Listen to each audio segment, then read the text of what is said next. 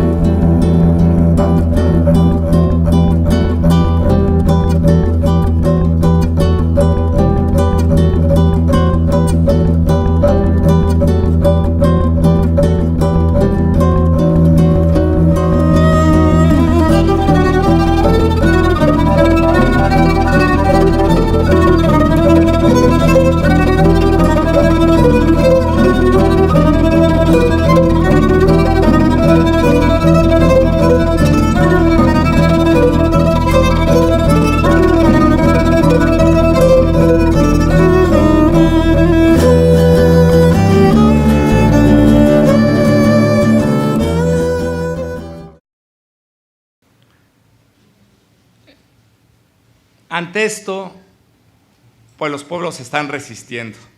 Los pueblos, por su mera existencia, por su pertenencia territorial y por su organización comunitaria, son un freno a este capitalismo salvaje.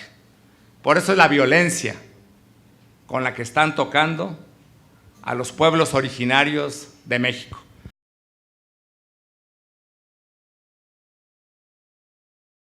El despliegue militar que se prepara y que ya se está realizando en estos momentos en el país es el más grande de la historia de la nación mexicana.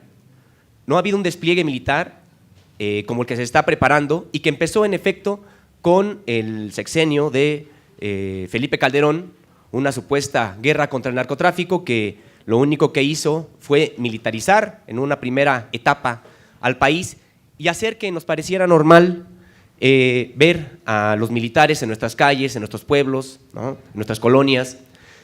Pero ahora lo que viene, en efecto, es una nueva militarización en la que va a empezar con 50,000 elementos. Esta creación de la nueva Guardia Nacional fue aprobada de manera unánime en el Congreso. Es decir, estuvieron de acuerdo los políticos de todos los colores del espectro electoral. No hubo fuerza política en el Congreso que decidiera oponerse a lo que señaló la propuesta precisamente de Andrés Manuel López Obrador. Con esto nos queda claro que en efecto por muchas diferencias superficiales que puedan tener los partidos que gobiernan, por muchas diferencias que pueda tener Andrés Manuel López Obrador con el Poder Judicial, con los ministros, magistrados y jueces, por muchas diferencias que pueda tener el gobierno de Morena con el sector empresarial o con políticos de otros partidos, del PAN, del PRI, de todos ellos, por muchas diferencias, son diferencias sistémicas, es decir, sistemas a las que ellos pueden llegar a un acuerdo. Con quien no tienen la posibilidad de llegar a acuerdo es con el movimiento precisamente antisistémico. El asunto de la llegada de López Obrador a la presidencia de la República vino a amenazar aún más a los movimientos de resistencia precisamente anticapitalistas, como no ocurría precisamente con gobiernos anteriores. Entonces, tenemos a un gobierno que supuestamente llega con una bandera de izquierda, para quienes se la quieren creer, pero en los hechos resulta que es el que viene a amenazar con mayor fuerza y, ojo, con mayor capacidad de en efecto hacer daño, como no habían ocurrido con otros. Y la creación de esta guardia nacional implicó la modificación de 12 artículos de la Constitución. Dicho sea de paso, el artículo 10 de la Carta Magna Mexicana ahora dice a la letra: los habitantes de los Estados Unidos mexicanos tienen derecho a poseer armas en su domicilio para su seguridad y legítima defensa. En efecto, quienes iban a integrar estas tropas de la nueva fuerza son mayoritariamente militares, es decir, los efectivos de la policía militar, todos se van a la nueva fuerza, y todos los efectivos de la policía naval también se van a la nueva fuerza. Se completa con lo que queda de la Policía Federal, que, ojo, también tiene un origen militar anterior.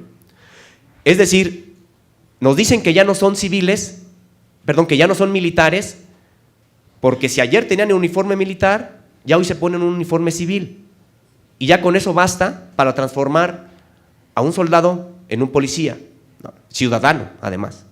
Entonces, es clara la vena, el origen militar de la nueva corporación.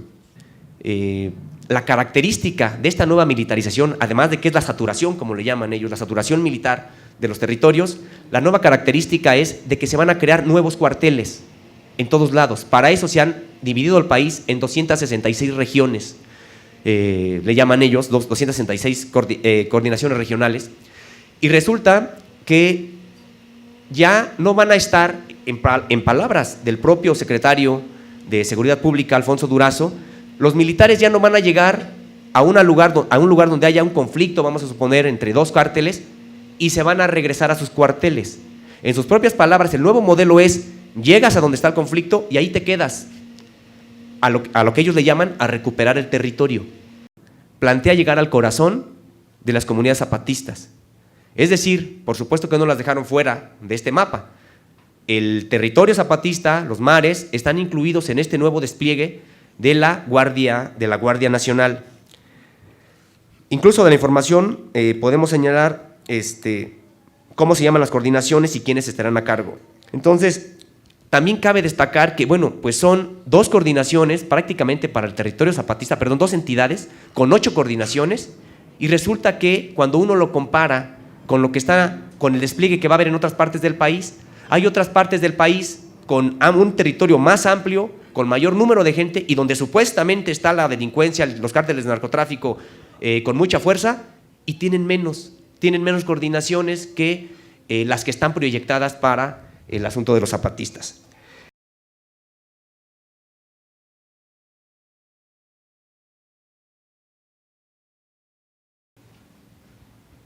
Todos los pueblos del mundo, de acuerdo a las disposiciones de derecho internacional, tienen derecho a decidir su destino, a definir sus prioridades de desarrollo. Y con la consulta lo que pretenden es imponerle a los pueblos prioridades distintas a las que tienen, la ocupación de sus territorios, en contra de la decisión que puedan tener los pueblos de conservar sus tierras. A los pueblos originarios les imponen consultas para legitimar proyectos desde fuera.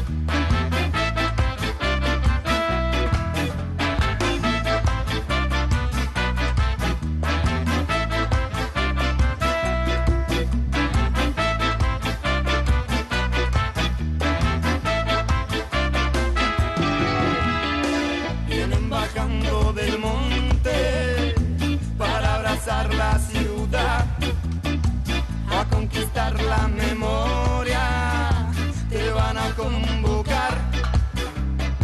Salen de las sombras para avanzar.